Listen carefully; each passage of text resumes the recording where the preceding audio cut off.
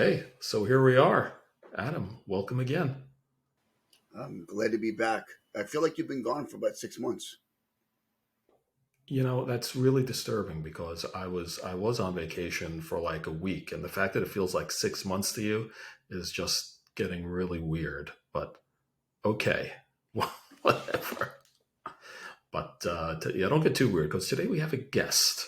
We have yet another very interesting guest joining us, and he's going to be bringing us some insights from a very cool conference that neither you nor I went to. So we had to bring in someone from the outside to tell us what's going on. Also, talk a bit about pen testing. So we have Jason Mar-Tang from Pentera. So, Jay, how are you doing? Hey guys, so happy to be here. Thank you so much for having me. No, glad to have Welcome. you too. Yeah, hanging out in the studio. Yeah, you have a real studio. You got like the sound deadening stuff on the side, and before this, Jay was all setting it up. I'm like, God, I'm like embarrassed here. You're like really sound. Wait, We wait. we got the cool mics. That's about it. Eh, I have a real studio also. I have a bathroom right here. I got a bedroom. I got a bed where I can go lay down. Yeah. That's what studios have. I mean, you can't tell on video, but and your listeners can't hear if they're just listening. But I'm a small guy, so I have a very loud mouth, so I got to make sure that the sound doesn't leave this room, and there's not a lot of echo. So that's why I have it set up this way.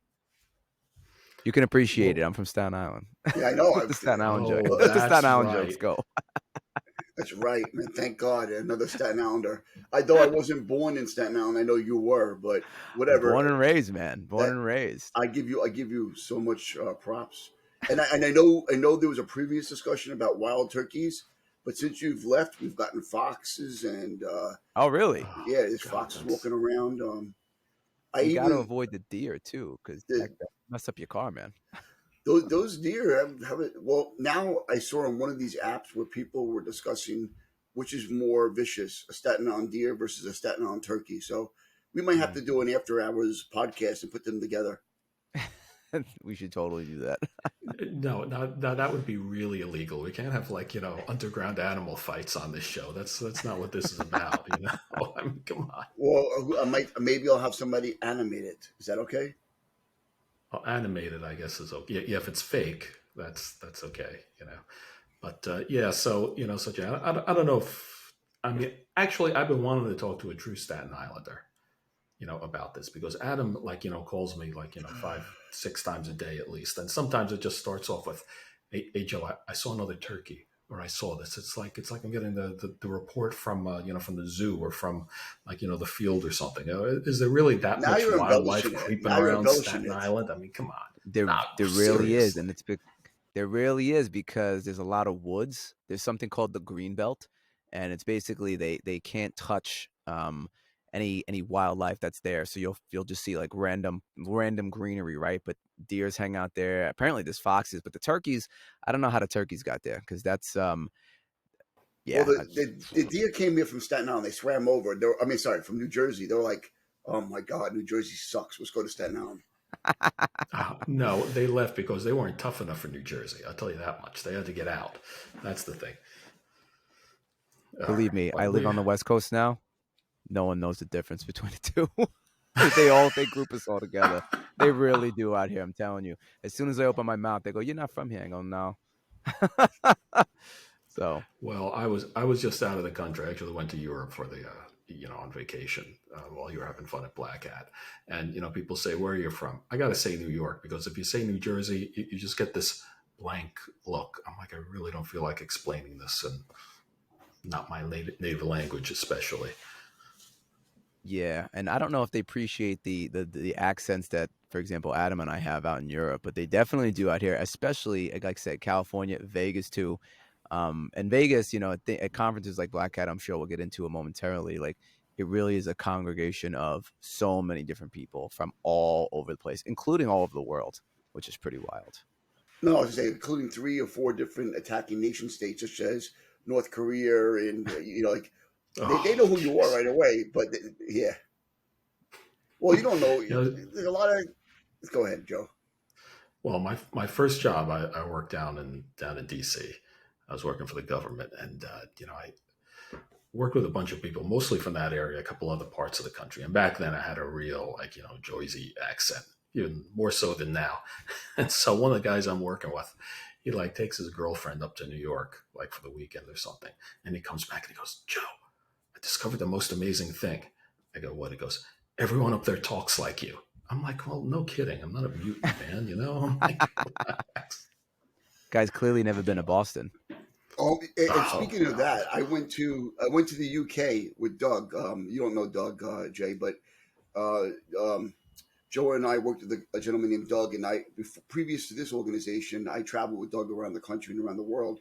And I went to the UK, and I had an Irish woman in England, in the UK, making fun of me, saying "Wata," as if I was from Boston. I kind of told her to step outside, but I realized if we did, she was going to kick my ass. So I didn't do Yeah, it. exactly. You would have lost, man. All right. I'm glad you stayed safe. And to say, and one other thing, we got stopped in Luxembourg. We were in Luxembourg, and we got surrounded by about 8 Germans who heard my accent, and they said, "Where you from?" I thought we were going to get our asses kicked. And Joe knows this story. And they said, "Where you from?" I said, "United States." I said, "Where in the United States?" I said, "New York." They said, "Where in New York?" I said, "Brooklyn." I literally thought they were going to hit me. They came over and hugged me. Said, "What's up, Tony Soprano?" Oh And God. they took. Oh, I am triggered. They think Tony Soprano's from Brooklyn. Oh, and you didn't correct them and say Tony Soprano's a Jersey guy. Joe, come on, Joe. Come on, Joe. Joe, Oh, well. whatever. I think we should start Well, transitioning to a BlackHat because there might be a little bit yeah, of we a might want to actually conversation there talk right now. about security. There Yeah. was a very interesting event last week. One of the most, biggest, trade shows or pair of trade shows or whatever we want to call this whole enterprise out in Vegas, baby, last week. And Adam and I weren't there, but Jay, you were. So yeah. So what's going on out there, or what was going on out there? Yeah. So I would say it's actually there are two separate events that bleed over into one giant event. So the first is BlackHat. So for anybody listening, right, BlackHat is typically what is referred to as different types of hackers, right? You have black hat hackers, you have white hat hackers, and then gray hats, right? Where black hats are typically doing more malicious things, white hats are more ethical, and gray is somewhere in the middle, right? You can think of it as Jedi, Sith, or whichever. But the conference is called Black Hat, and it is really a congregation of almost everybody in the professional security world and sometimes the non-professional world too. But it is an event that you have to go and actually buy tickets for or get sponsored for. I work for a company, Pentera, so we had a giant booth there.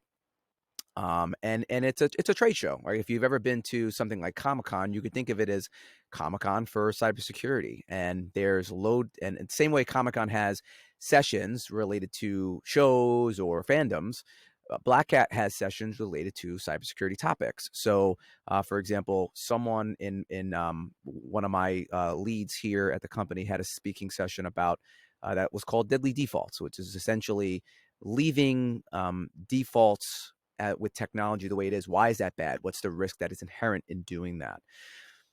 So Black Hat is, like I said, a congregation of all different companies, different people, and there's a lot of parties. And of course, you're in Vegas, right? So there's already a buzz in the city, and people are there to hang out, and there's parties. And that, after Black Hat ends, it stems directly into DEF CON. DEF CON is the second part of the week, the end of the week, but it is actually a separate event. So some people just go to DEF CON just to go to DEF CON. And what's different about DEF CON is that how do I say this? It's not company focused or technology focused as it's more, Grassroot, right? yeah, like really the bits and bytes of what's happening. Like you want to learn or you want to really get into specific hacking topics, that's where you go. You go to DEF CON. And DEF CON is where you'll find a ton of weird stuff, and there could be things there that you need to be careful of, right? So the joke is you go to DEF CON, turn your phone off, just turn it off. Yeah, Don't even right, have it right. on. Yeah, just don't have it on. I saw one picture, someone went into a bathroom and there were just phones sitting on the urinal. Don't ask me why. I'm not sure what was what was going on there, but that was literally something. So, and there's stuff like That there's lock picking, there's all bunch of stuff. So that immediately makes me think someone maybe wasn't hacking, but like they had some kind of pool going of like, how many people will be dumb enough to pick up the phone and try to use it or do something. yeah, it's really the two are it's a good mix. And if oh my gosh, if I mean, if you do both, you're spending like potentially 9-10 days in Vegas, which I don't know about you guys, but even after 2-3 days, I'm like, oh, I need to get You out know, of I here. Yeah, I've heard it's exhausting, and I've seen this stuff on LinkedIn. Everyone's posting, they're going, it's great, all this stuff, but they're like, I'm exhausted, and they tried to get out and do some other event, to be cool because they're out there in the desert or they're doing whatever. And they're like, I'm even more exhausted now. It's a It's a long lot. it's a long week. I mean, but it's good. I mean, if you're fortunate enough to work for a company that will sponsor you to go, it's excellent because you can definitely get some nice training in. If you have industry level certifications, you can get CPEs, right? Uh, credits to renew certifications, and it's a great way to just network. I mean, it's working for a vendor, working for a company, being in the industry for about 13 years, it's always a lot of fun because it's everybody's together, even people from overseas. So it's literally you're walking in the halls of Mandalay Bay, and someone will be like, Jay, and you haven't seen this person since the last BlackHat. It's like, oh, how's everything going? What have you been up to? Oh, yeah, things, that, and the other thing. And it's just really fun. So it's as equally as fun for actual practitioners as it is for those of us on the vendor side. So Jay, nobody's ever gotten arrested at Black Hat, but they've gotten arrested at DEF CON. Think about that. Oh, well, it depends. It depends on how much fun you have. Well, So if you could arrested have So I, plenty of fun at arrested BlackHat for and get what? arrested. Yeah. so what I mean by like, when I met one of our previous guests, Chris Roberts, he was in Sky Talks, and I was laughing because, at a subsequent Sky Talk, they arrested somebody coming back that they were looking for, had a warrant for his arrest for doing some unethical things. But typically, I know the FBI goes there and they're looking for some of the people, whether it's a foreign nation state threat actor that's gotten to the country somehow, that's going to these talks, or if it's somebody who has done something controversial or exercised some vulnerability, or for lack of a better top things, a 0 day where they used that exploit and proved it online. So people have gotten arrested. I'm not saying for like partying and drinking or drunken driving, but they were known for an exploit, and that's where they got them. It's happened at least 3 or 4 Well, times in the last 10 years. I think. Yeah, I think. yeah, well, there's that, but I'm sure it's still Vegas and it's still a trade show. I'm sure there are still a non-zero number of attendees in the regular drunk tank, but yeah. Well, that's true yeah, too. But the whole one of the games at DEF CON is identify the Fed. Do yes, they still do that? yeah, Yeah. yeah, oh Oh, yeah, really?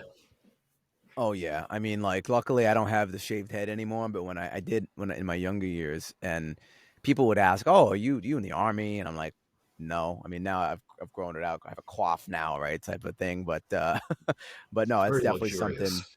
Oh, thank you. Adam's It takes a jealous. lot of product, man. It takes a lot of product. Yeah. Me too. I- Yeah. I guess I look like the um, Fed. yeah, forget it. Yeah. Especially, and it's but to be fair, right? And there's nothing wrong with shout out to anybody who's serving the government in our military or Of whichever. course. But it's you could definitely tell because they have a presence at Black Hat too now. Like CISA, they're there, Oh yeah, yeah. which is Yeah. interesting because they weren't in the past, but now they are. And I think they're either looking for talent, or they're just looking to state what they're actually doing, which is this is what's so crazy about our industry that no one really understands is that there's a battleground going on 24/7. So when people ask what I do, and I go, this is where it's at now. I mean, the next big war, obviously there's hot wars in Ukraine and everything that's going on, but there are things happening day in and day out that the general public is not even aware of. Whether it's North Korea, China, Russia, or whatever, it's ongoing, and there's a lot of work being done by our military and service people to help mitigate some of that as well. So I think it is pretty cool that they're there and they have a presence at the shows. Yeah, there were some discussions, I think, before I went on vacation, which I guess was 2 weeks ago, about supposedly the Chinese having infiltrated a lot of critical infrastructure, water, power, whatever. Probably not to disrupt it, but maybe in case they wanted to, that they were in there. And yeah, that's a scary thought. I kind of assume we're doing the same thing too. That we're in a lot of places in case it ends up we need it, something starts happening. I wrote a paper on that for my master's, and it's all about ethical warfare. And basically, the idea here is how far is a country willing to go? And in a way, cyber warfare was kind of like the idea behind chemical warfare. Chemical warfare does not destroy infrastructure; it keeps infrastructure in place. However, you can wipe out people and still win while keeping the infrastructure in place. And with ethical warfare, are you willing to blow up a nuclear power plant, or are you looking just to turn the power off? And then there's a cascading effect, or you're looking to open up a dam. So how far are you willing to go to take it to that next level? And that's what's scary, because I think every major cybersecurity power in the world has logic bombs in other organizations, either private or public infrastructure, that they'll utilize if they have to in a time of war. Yeah, it's hard to say, and it's very scary. And I think the challenge that we as Americans, right, as an American-based podcast, that we face is that the government doesn't mandate anything, right? We have standards like NIST and that sort of thing where we highly encourage best practices, but we can't at the moment we're not saying do X, Y, Z. And being in the consultant world now for 13 years, I've seen all different types of environments. Everyone has different types of controls. Some are more locked down than others. And it's challenging. Cybersecurity in general is a challenge. It's a challenge to get funding. It's a challenge to just develop a program because it's not black and white. There's a lot of gray. There's a lot of implications that come along when you're trying to secure your environment and how it affects your business. And this all goes to what you were saying, Adam, where, yeah, I mean, it's tough because if you have those logic bomb or anything, right, how are you going to affect people and businesses and that sort of thing? And I would agree with you. I think that it's hard to say what's out there because no one really knows unless you're in the governments. But I would tend to agree, and I would hope that it wouldn't be too terrible on either side, because who wants to affect civilians in the days of or the lives of everyday people like you and I? But I think it could definitely happen. Yeah, well, we have these powerful capabilities, and you got to hope that if they're used somewhat judiciously and with a degree of restraint. But then again, I went and saw Oppenheimer and had to go on a 3 day bender after that. Just like shows what people will do. It's some scary stuff potentially, and I think you're right. We Cyber, haven't really yeah, seen it yet. No. cyber warfare is almost like a drone attack or something like that. You're far removed from the actual physical presence of being there. It's a Yeah. kinetic attack versus a cyber attack. Kinetic, you're in there, you're feeling that pain. You're actually using your weapons. You're seeing the results of your attack. Cyber attack, you're sitting behind a keyboard in a building that's probably air conditioned or heated, and you're committing that attack without seeing the effects of it so much physically within front of you. And that's what gives some people that capability to carry out such attacks.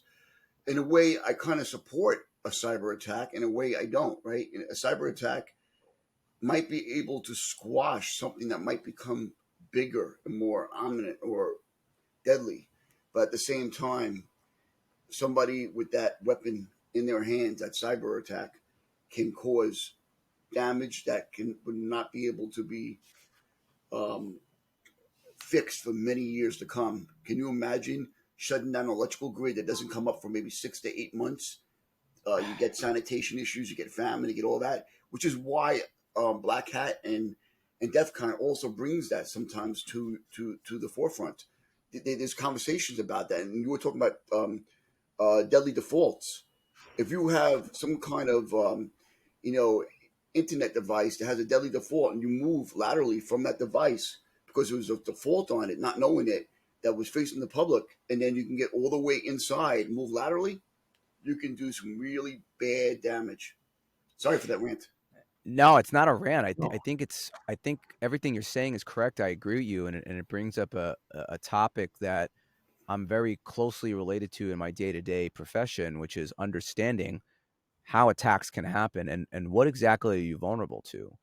And it's a challenge because when you go to these conferences, you go to BlackHat, you go to GAFCON, you're surrounded by really smart people. And if you're fortunate enough to have the funds and the talent to have an offensive security program. And I think it's important to distinguish the difference between offensive, defensive, right? Red team and blue teaming. When typically we talk about security for the longest time, the cool stuff is red teaming, talking about cyber attacks and that sort of thing. But in reality, the day-to-day, profession of many security professionals is trying to protect what's critical. And that criticality is going to depend on, of course, your line of business, right? If you're in healthcare, it's going to be protected health information. If you're in retail, it's probably going to be credit cards. Or if you're in critical infrastructure, it's going to be the infrastructure itself.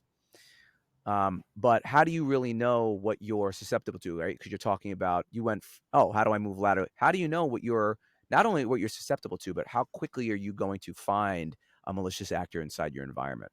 And that's a challenge that is not easily answered, and it's something that again, I'm fortunate enough in my profession to try and help individuals and organizations do that.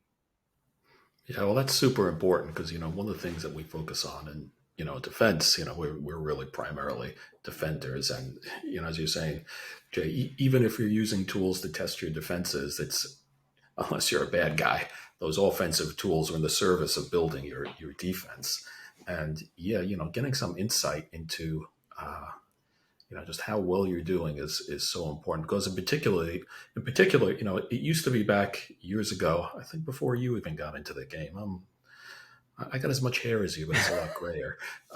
We used to think that we could stop. We used to think we could stop all or most attacks. We gave up on that maybe I don't know, 15 years or so ago, when a lot of things happened, Mm-hmm. or Yeah. before then, realistically. But that's when it really hit home. But the idea, the game today is very much knowing with your defenses, how can we slow people down?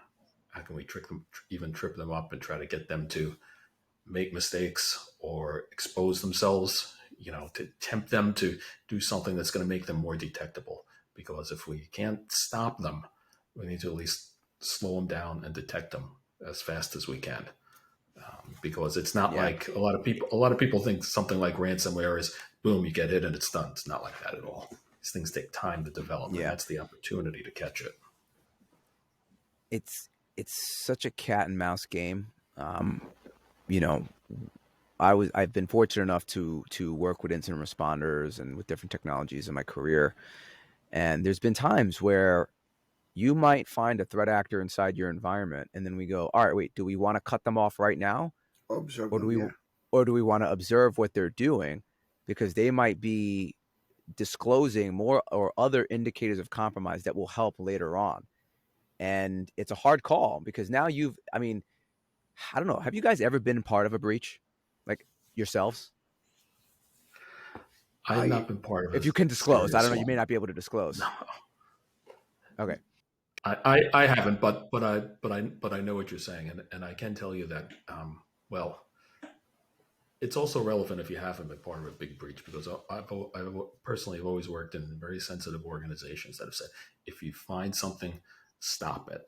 They go, this is not we're not doing research here. We understand that there may be some valuable things, but stop it and clean it up. And you're right that sometimes doing that a little bit too aggressively, you not only lose an opportunity to learn and do a bit of research, but you also may not see some of the other things that they're up to, that they're not going to reveal, that maybe they have some other ways in, maybe they've compromised some other things, etc. So yeah, it's a super tough call sometimes, but fortunately or unfortunately, in a lot of places, the business will say, stop it now, got to cut it off.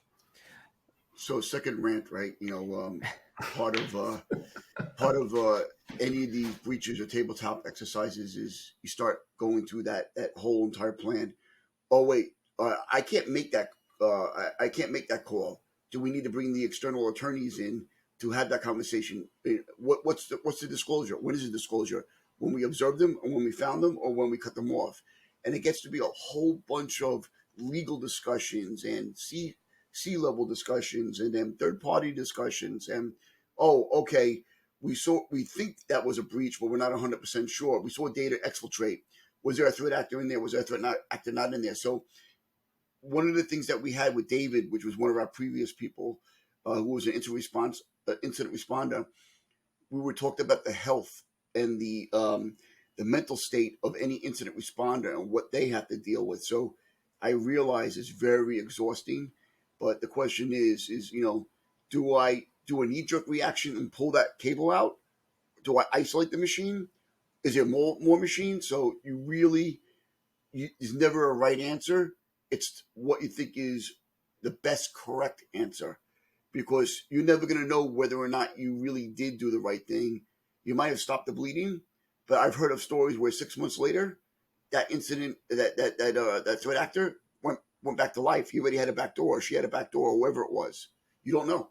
100%, right? And I don't, I completely agree, right? And I think that's what it is. It's not, it's me sympathizing and empathizing with anybody in the line of work. It's easy for me.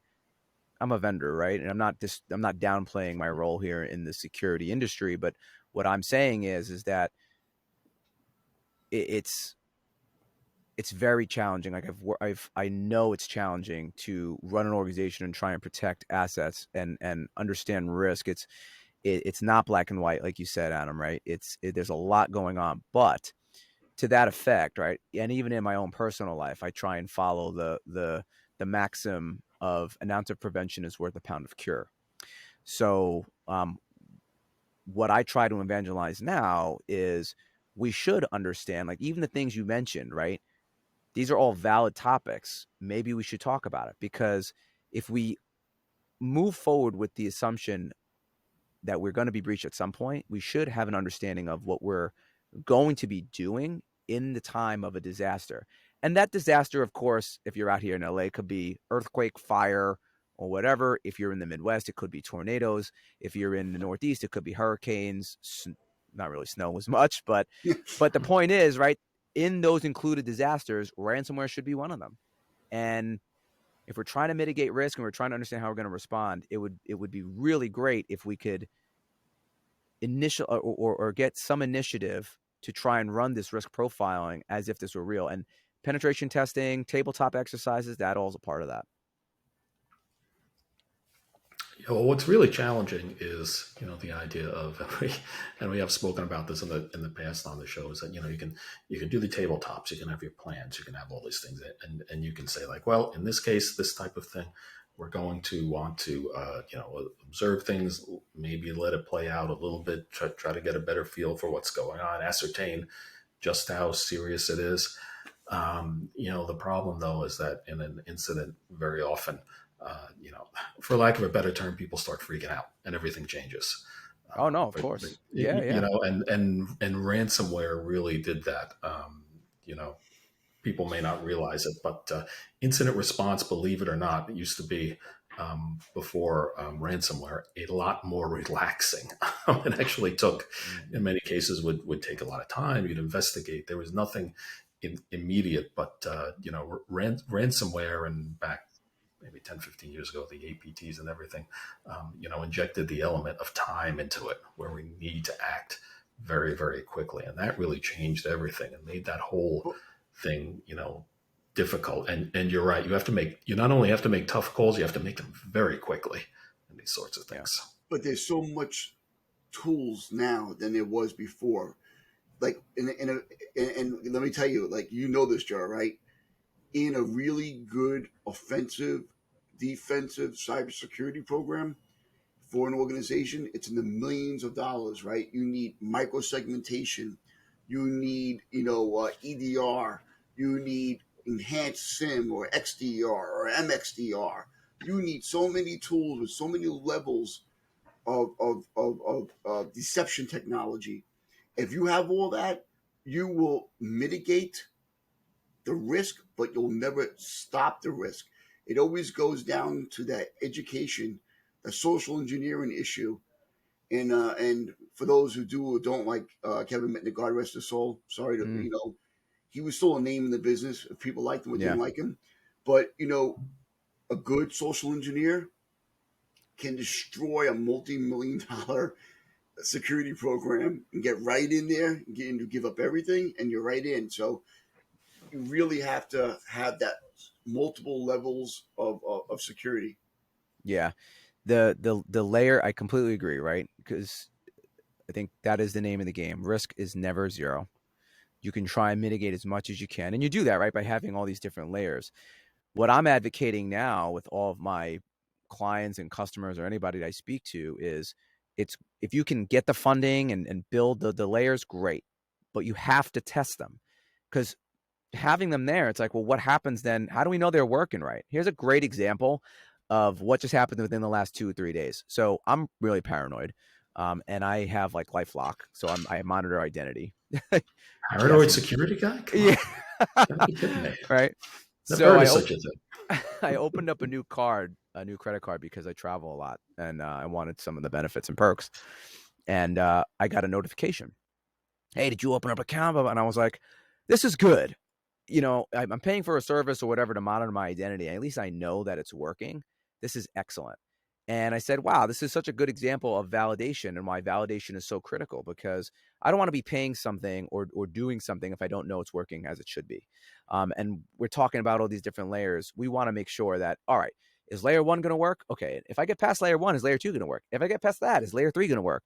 And not only are they going to work, but are we going to see responses and escalation and processes as well follow what we expect to happen? Or, God forbid, it hits the fan, are we going to be running around? And of course, like this goes back to what I was saying. I completely empathize and sympathize with anybody who's a defender, because it's not easy when something happens.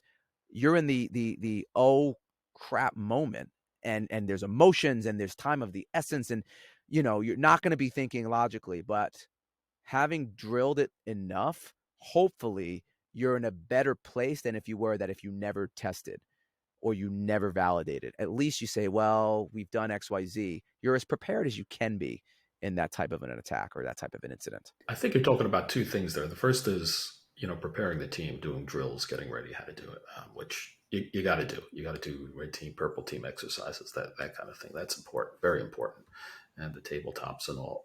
But the other thing you mentioned is something that's become a big challenge lately, which is making sure that everything is happening, validating that the systems are working, that everything's being monitored, and in enterprise environments, but people may not appreciate it. They're complicated, and there's a lot of moving parts, and making sure that Yeah.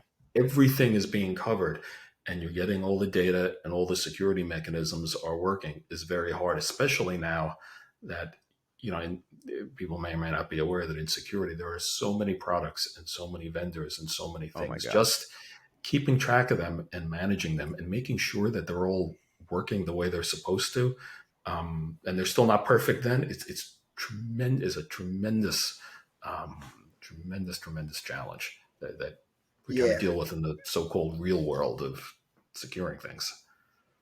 So when I was leaving my last employer and I was looking for another job and I was being interviewed, I probably got myself out of 3 or 4 different jobs because the interviewers were asking me, well, what do you do for this? What do you do for that? And I'm like, the only way any program is successful is if you implement the controls in reverse or the backups in reverse and go through the whole process. And what I mean by that is you can't just start testing one component of your plan and each one separately. You literally have to restore large amounts of data to make sure it works. And I said, you have to go through a whole disaster recovery or business continuity process, and that can take 3 or 4 days and everybody Yeah. on hand.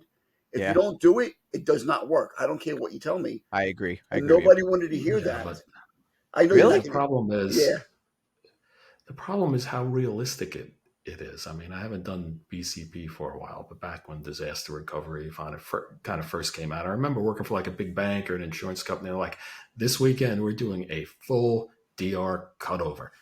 Everything. We're playing like, You should. data center got taken out and we're going to bring everything up and do it here. The banks have to do it, but it's tremendously expensive and time. And it not only costs money, but people have to, all your people have to spend the time doing it instead of, Absolutely. so it's a big commitment. But it's even more expensive when the incident or issue happens and the ransomware takes effect and you can't restore it. And this is how I look at it. All rise, somebody walks into the court, they go into the litigation. Did you do this? Did you do that? Would a like-minded person do the same thing? And when you get sued for tens of millions or hundreds of millions of dollars, your organization, because you lost all those people's data and you have to pay for all their credit checks and everything else, it gets to be prohibitively expensive when you get to that point. Well, So risk versus yeah, reward, right? We know that, Joe, right? Risk versus reward. well, it depends on the business, and you hit it there. This again, we brought up before, is risk management. How much do you do? What's going to be sufficient? No matter how much money you have, you can't do everything. So it's It's tricky. it's challenging, but you need to, and that's what I've noticed a paradigm shift. Again, I've been in the industry 13 years, where when I first entered the industry, talking about this was exponentially, I would say, harder, where the boards, they, not that they didn't care, but they were more laissez-faire about security. And don't get me wrong, we still have to do a lot of evangelizing and budgets are very tight and that sort of thing, but it is better than when I started. Well, I So, would suggest to you that, people, we used to say they don't care that everything now, they're a little, been doing it for a little while. They did not understand the risks mm, back then. Now it's not perfect, but, executives, board members are much more aware of the risk. Actually, even if they don't understand it, they know there's something bad there, at least, that they have to deal with. So I hope I never have to look for another job, and I hope where I am now, I have a job, because I'm sure if anybody listens to these podcasts, they're like, "Nah, we don't want Adam." But um, we when you're involved in a program like this, the only reason why major companies, medium to large companies, put compensating controls in place is because their clients force them in order to do business. A lot of the other ones are check boxes, and the smaller companies, and this might not be a popular statement. A lot of the smaller companies, like Sal we spoke to about Chaos Gym Joe, they do not have the money to put in programs. Most companies that are like 3 to 5 to 7 to 10 people can't even afford EDR. So having the antivirus is good, but EDR is hard. Well, remember too, Sal was the gym owner we had on. We talked about small business My security, friend, and yeah. he was worried about certain security. He was worried about credit card fraud, but at the same time, the existential risks to his business were more like, a Staten Island deer getting in his gym and trashing the place, or How'd you know that happened? yeah. or someone having a slip and fall or an injury. You're 100% right. You're 100% right. But when you're the small insurance company, and I don't even want to mention where I was. I saw a company that was breached. It was a company that was doing insurance. It was a small brokerage company, like 10, 15 people. And I told the guy I worked for that we did the managed services for, I'm like, they've been breached? No, they haven't. I go, yeah, they have. No, they haven't. I go, yeah, they have. He goes, no, they haven't. Leave it alone. I'm like, whoa. So my point I'm making is that when you start getting to where you're doing other people's data and you have access to PII, then you need to get to that point. Now I know PII is not really big in the gym, but What's PII? you say PII. I don't Personally even. identifiable information. I'm It's not saying personal anymore. I'm not that information. smart. Remember the audience, Adam. The audience knows. They know. Sorry, I'm sorry if you don't know. I apologize. I was afraid I was going to get it wrong, but I seriously, know. I didn't realize that was not supposed to be a hard quiz there. no, I know, I know. I So, blanked out. I was afraid, and we got Jay here. I don't want to look bad in front of Jay. Um, But in all seriousness, the point I'm making is that there's a certain level of responsibility when you get to a certain point where you're handling people's. If you're a doctor's office, and let's be honest, right? Doctors' offices, some of them are not big these days. They're like 2, 3, 4 people. It's the wife in the front or the husband in the front and the wife in the back doing the stuff. And they have physical folders, even though they're supposed to be doing EMR, electronic medical records, and people still have film and they're transferring it in. How do you protect against that? How much money do you have? Doctors don't make the money they used to make. And some of them have $500,000 insurance policies they have to pay for. They're doing OBGYN and other stuff. So it's really hard. It's not it's not like what it used to be where, you can have a clipboard on top of the counter, have the paper, they're filling it out, and then you have to put it in the folder. I think the challenge is that most people, we're security professionals, so it always boils down to risk. But if you're a regular person, a doctor, or even a retail, right? You're in retail. Let's just say you're selling. I don't let's go with the gym analogy because I love the gym. You're selling barbells. You're selling weights, right? Okay. And I'm setting up an online store and I'm doing great. At some point, right, I should have a vested interest in my business to say, if I lose the ability to sell weights or I lose the ability to process credit card information, that could spell certain doom for my business. But I think that most people don't even think that it could happen to them because when you hear the large scale breaches, you think these large companies, but I've known even like local businesses out here through friends who got hit with ransomware and they didn't have to pay like 80 Bitcoin, but they still had to pay tens of thousands of dollars. That's still tens of thousands of dollars that someone somewhere overseas is going to get in their pocket. And it can happen. It can happen to anybody. And I don't think that enough people think that cybersecurity again is it's not going to affect them even though they don't run this big business. But to your point, Adam, I think it can affect anybody. And I try and make people aware as often as I can. I go, hey, do you have multi-factor on your Gmail or on your email? And they go, what's that? And I go, oh boy. I'm like, are you only using passwords to get in your email? Yeah. Okay. You could turn on like a token so that someone, even if your password's no, a lot of people just, they don't know, right? And it's just ignorance. And I'm not faulting people, but there's not commercials online or on the radio or anybody on TV saying, hey, by the way, you should turn on multi-factor. Like, I think as professionals, podcasts like this are very important because it brings forth even these little issues that can go a long way to protect people and regular, what I call civilians, people not in the cybersecurity industry, right? Protect their everyday information, right? It can go a very long way. Two things to add to that, right? Like you saw those commercials online about smoking and the person can't breathe. Stop smoking, otherwise you might not be able, you'll have COPD or CHF, Yeah. But can you imagine that? If you didn't turn on your multi-factor authentication, your data could be all over the internet, and then you see some guy walking around, with a bikini, even and he bought with your credit card. But and the second part is the gym information. Yeah, I know. Not that there's anything wrong with a man in a bikini, of course, but anyway. I'll send you my picture later, Joe. So the second thing is the gyms. So forget about barbells. What gyms are doing these days is gyms have got more boutique. What they do is they have you stand on something, and they take pictures of you. Yeah. And they have your chest size and your thighs and how many inches you have, and they see whether or not you lost weight, you have muscle mass. They have a lot of really specific details about you, whether it's your height, your weight, chest size, pant size. They have it all because they want to detect: did you gain muscle mass? Did you lose muscle mass? And I see that you go to the gym. I know you work out, so you understand it. Joe hasn't been to the gym in 35 years, but he does run, so he calls that working out. But meanwhile, he's in better shape than me, and I have a belly. But the point I'm making is, seriously, you're the one who's always working out. But anyway, you're right. So the point I'm making is PII is very different these days. It wasn't like you could walk into. Yes, we have Rite Aids and we have CVS's, but we still have a lot of mom and pop pharmacies that literally are putting the stickers on the things themselves and have the data even though they use a computer to get the information from the doctors. There's still a lot of non organized ways of privacy for smaller business owners. It's just too hard. Yeah.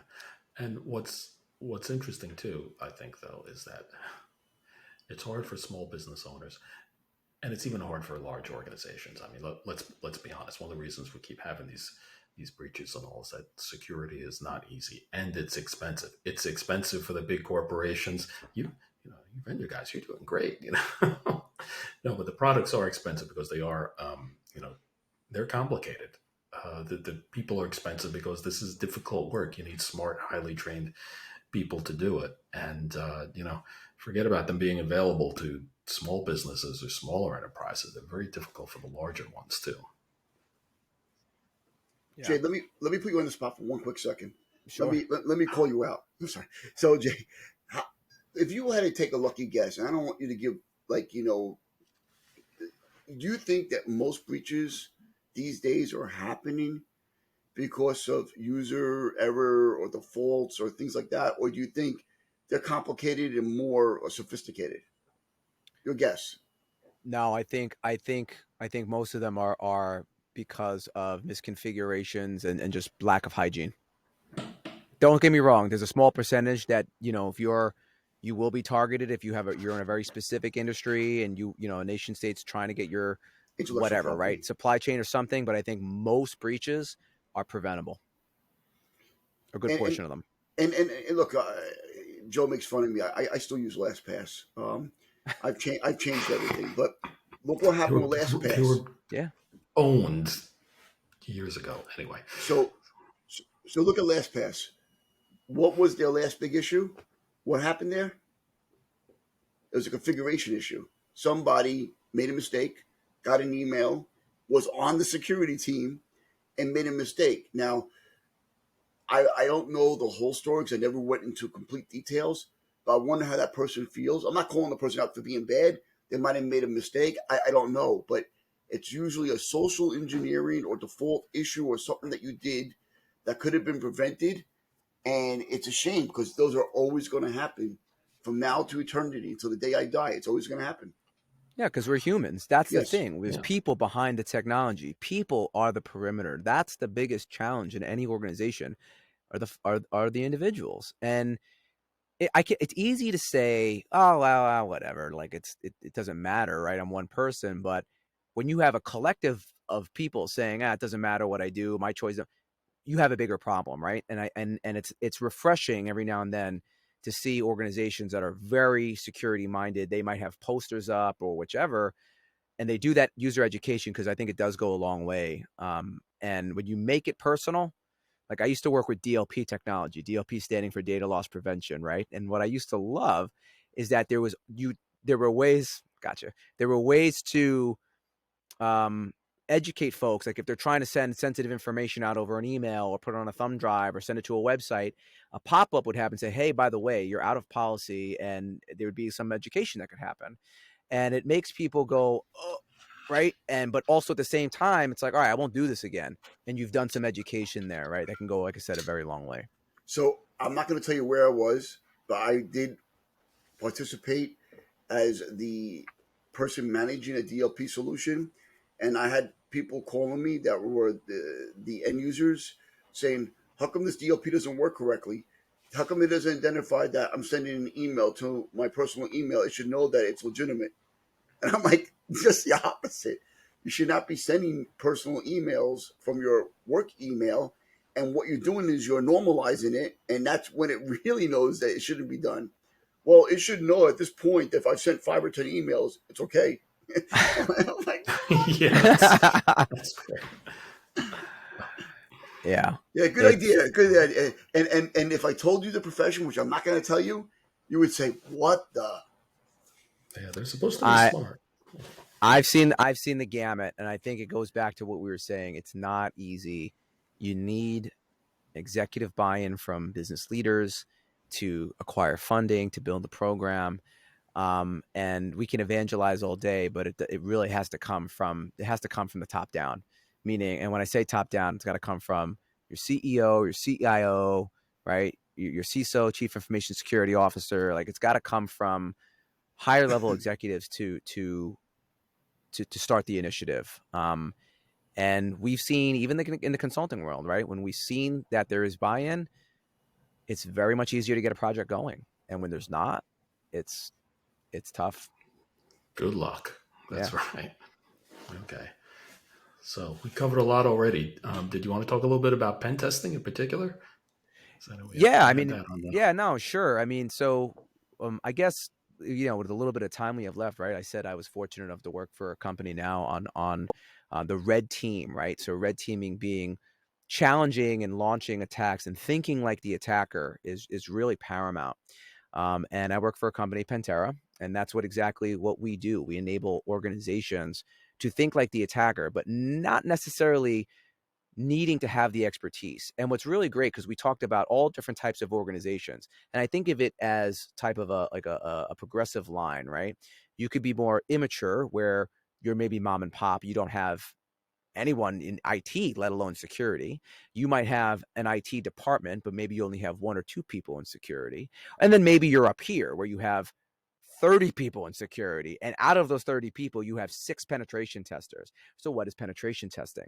Penetration testing is actually going about and testing all these controls, like we were mentioning before, being able to launch ethical, and I think it's very important to say ethical attacks, meaning you're not doing it maliciously. At that point, when we were talking about black hat and white hat, you might be the white hat. You're actually going to make sure that all the controls you put in place are actually responding and working correctly. And those penetration tests, or those penetration testers, may run these tests on a basis of, could be once a year, could be once a month, could be once a quarter. What we're looking for here at Pentera is to enable organizations to do it at scale. If you're doing it once a year, we want you to do it once a quarter, once a month. If you're doing it once a month and you have a team, we want you to be doing it once a week. The most mature customers, I could tell you right now, are running red team exercises and testing their controls daily. And it's very hard to get to Daily. that point. Yes. Yep. Okay. I All can right. tell you To with give, confidence. I know. Go ahead. I was going to say, to give everyone a little perspective, penetration test, it's breaking into your own stuff basically, and it's something that's been around for a long time. It's one of the basics, and it's one of the things that when you get audited, they say, "Do you do a pen test? Are you pen testing?" And you probably don't realize it, but before a lot of e-commerce sites and things you may use to release, they do a pen test. If they do a big update, there's a pen test, and companies, generally once a year, at least, it's sort of a quote unquote best practice to say test your perimeter, hire someone to try to break in from the outside and do some other things. But the thing is, it there's software and tools to help, but it has to be done manually and it has to be done by expensive people, and it's even more expensive because as Jay was saying, if you may have a large security group, but unless you have a large security group, hiring your own in-house pen testers is very difficult because they're expensive and they get bored, frankly, and they'll leave and go to other consulting companies that will pay them better and give them more interesting work to do. And so it means then you have to go and hire consultants, and that makes it even more expensive, and it limits the amount of testing you can do. So there has for a long time. So it's something that's very mature in the industry, but it's something that's been until recently very mature, but as a manual and kind of costly process. And I can tell you, believe me, I'm not pitching anything. I've not worked with Pentera, but I can tell you that when you're a security manager and you're building your budget, it's something you have to do, and you have to think very carefully about, gee, just how much money do I want to spend on this? Now, if you're a huge bank and you're Amazon or something, they have scads of money to do it. But if you're in a more modest environment, it becomes tough. It's like, how much do I want to invest in this? Because every dollar you put into that, you say it's so great. That's a dollar that's not going into some of the other things. So finding the And right mix of that can be really challenging. Jake can tell me I'm wrong, and I'm doing this unscientifically. I don't. If I think in my mind to how many people have red team, uh, I have not seen an organization have at least one red team person sitting on an organization, even as a liaison to other red team third parties, under $1 billion. But maybe I'm wrong. I'm thinking about it outside my mind. Does that sound Uh wrong, Jay? when I you could be say wrong. You mean in revenue? Like Revenue, total? revenue. Oh, Yeah. yeah. That's a good metric that I'm not entirely sure of. I tend to agree with it, but I wouldn't bet a month's pay It's on it. not Put it that scientific. way. It's not scientific at Yeah. all. I'm just guessing that. I tend to think of, I tend to think of, well, I see so many different organizations, and I've seen plenty of organizations that do have a red team. But usually they're the more mature. Their program is more mature, and to get to that maturity, you have to have funds. In order to have funds, you got to have revenue, right? So what you're saying could absolutely be correct. I don't have. I should maybe Google, right, or something right here on the fly. But put it this way, right? It's something that not everybody has. Talent is already hard to find in the security realm in general, which is why I think it's becoming such a booming industry, because people realize the talent is slim. This is a very niche area within security, and it's challenging, like you said, to not only find the people but get the tests done. So what we're looking to do is make it easier for everybody, for those people who don't have a red team, and for those people who do have it, we want you to test more often. So Right, and it's interesting that your company is actually riding a bit of a general trend in the security industry of it's come up in the past couple of years of automation, basically, trying to automate many things because the people are so expensive. That's it, and otherwise a lot of stuff isn't realistic. And from a manager's perspective, too, very often it doesn't necessarily get your overall costs down, but it gives you more capability to do more things, provide more protection, do more testing that you otherwise wouldn't be able to do. And just to put it out there, red team is a culture in itself. If you're a it red is. teamer, Yeah. you're expected to travel. You're expected to be up at all hours of the night until the early morning. It's high. It's action packed. It's stressful. Um, One of our previous guests threatened to give me a job in red teaming, so you'll never see your wife again. He says your wife would probably love that. But the truth of the matter is, not only do you have to be highly skilled, and I don't consider myself to have that level of skills, you have to keep on keeping those skills up to date, and you have to be prepared to leave at a moment's notice and travel anywhere within the region that you cover, and be gone for a week or 2 weeks or 3 weeks or a month or a day or whatever it is. And, And that's why it's so hard to find people. and not only that, everything you're saying is true.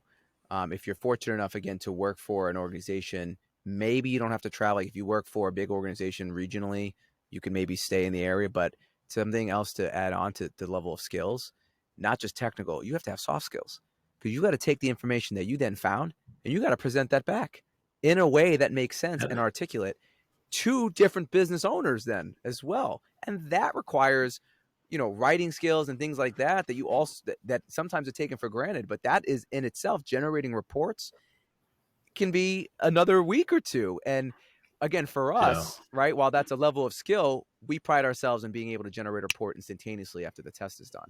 Shameless plug, right, for Pentera again. But it all goes to say that the talent is tough, and what everything you're saying, Adam, is correct. And yeah. In my opinion, the OSCP, or the Offensive Security Certification, is a good certification because one of the things they make you do in order to pass is write a good report. Mm-hmm. I don't know if you agree yeah, with that, but yeah. To give everyone context, the result, the things that pen testers do, and the results they get are very technical and very complicated. If you want to go and Google stuff like how some of these attacks and exploits work, they're not simple. This is very, very pithy stuff very often, and translating that into language that different audiences and even IT audiences. Most IT people don't understand this very well, much less when you take it to manager executive level. It is a real challenge, and I can tell you, having managed consulting engagements doing this also, you are often delivering news that people really, really don't want to hear, that That's true too. something is way more broken than they thought it was, or that they're going to have to spend a lot of money to fix it. That's a bit of the art of it also.